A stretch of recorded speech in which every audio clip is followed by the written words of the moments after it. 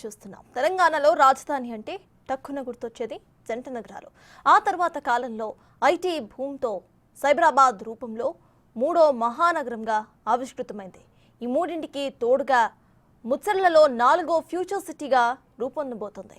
కృత్రిమ మేధా సాంకేతికతతో అద్భుతంగా ఉండబోతున్నట్లుగా మున్సిపల్ శాఖ ముఖ్య కార్యదర్శి దానకిషోర్ తెలిపారు. హైటెక్స్లో జరిగిన క్రేడాయ్ ప్రాపర్టీ షో ముగింపు కార్యక్రమానికి హాజరై ఆయన కీలక విషయాలను ప్రస్తావించారు.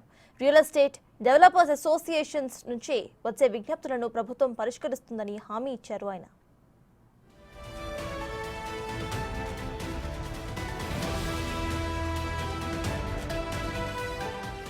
టీడీపీలో అధిక శాతం ఉన్న ఈ రంగాన్ని మరింత ప్రోత్సహించాల్సి ఉందని దానకిషోర్ అభిప్రాయపడ్డారు.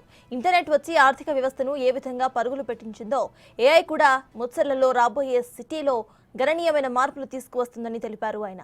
ఏఐ సిటీని 15,000 ఎకరాల్లో నిర్మించాలి అన్నది ప్రభుత్వ ఉద్దేశమని అన్నారు ఆయన.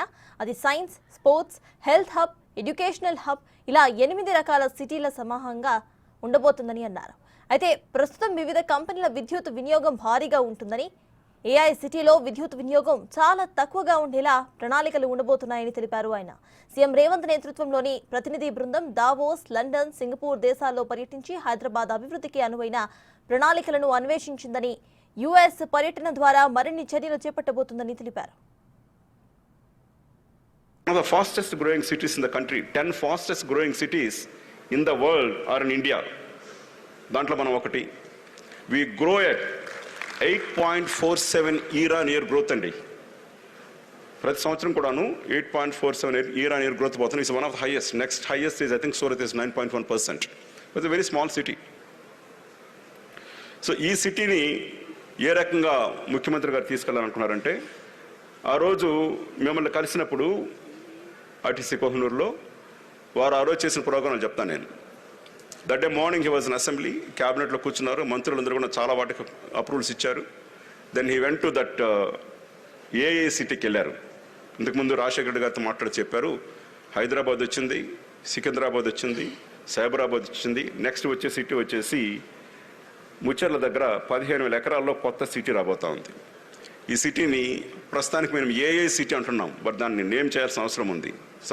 తగు పేర్ల కోసం ప్రజలను కూడా సంప్రదించబోతున్నాము. ప్రజలకి ఒక క్రౌడ్ కాంపిటీషన్ పెట్టి తీసుకోవాలన్నది కూడా ముఖ్యమంత్రి గారి యొక్క ఉద్దేశం. భూ సమీకరణ విధానానికి సంబంధించి ఉప్పల్, భగాయత్ ఒక చిన్న ప్రయోగమని, మునుముందు చూడబోయే భారీ ప్రయోగం 30,000 ఎకరాలలో ఉండబోతుందని దానకిషోర్ తెలిపారు. అందులో భాగంగానే హెచ్ఎండిఏ పరిధిలో ఔటర్ రింగ్ రోడ్ వెంట 29 ప్రాంతాల్లో భూమిని ఇప్పటికే గుర్తించామని ఆయన వెల్లడించారు.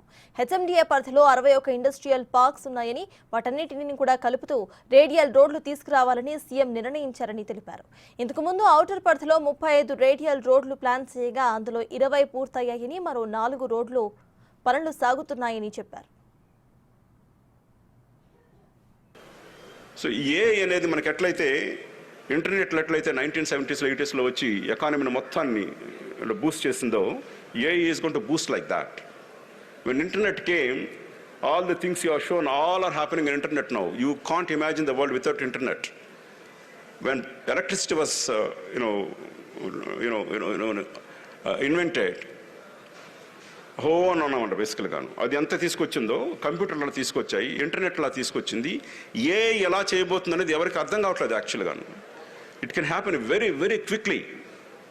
కోవిడ్ ఇక్కడ వచ్చినప్పుడు, కోవిడ్ 2019 వచ్చినప్పుడు ఏఐ బేస్డ్ రీసెర్చ్ చాలా జరిగింది. అది జరిగింది కూడా తెలియదు ఎవరికి. డేటా కలెక్షన్ జరిగింది.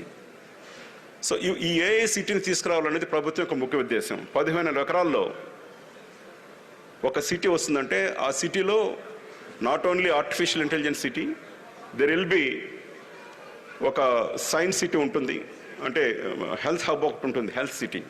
There will be sports city, there will be education hub. రకరకాలు ఉన్నాయన్నమాట. దాంట్లో 8 types ఆఫ్ సిటీస్ తీసుకొస్తున్నాం. దాంట్లో వాటికి సంబంధించి మీరు ఇంకోటి గమనించాలి. ముఖ్యమంత్రి గారు ఐ థింక్ స్వేరింగ్ అయిన తర్వాత కొంతకాలానికి, with in a month or 2 months time, we all went to Davos with him, and then went to Thames in London, and then దుబాయ్కి వెళ్ళి మైరానా చూసాము, అంతా చూసుకొని వచ్చాం. కొన్ని ప్రణాళికలు రచించాం. మూసీకి సంబంధించి కానీ, వేరియస్ ప్రాజెక్టులకు సంబంధించి కానీ. AI was one of the ideas coming from Davos, వారు అక్కడికి వెళ్ళిన తర్వాత. సో సిటీ ఏర్పడింది. Now he has gone abroad again, is going to New York and meet investors to bring in investments here. How to get data సెంటర్స్కి సంబంధించి I think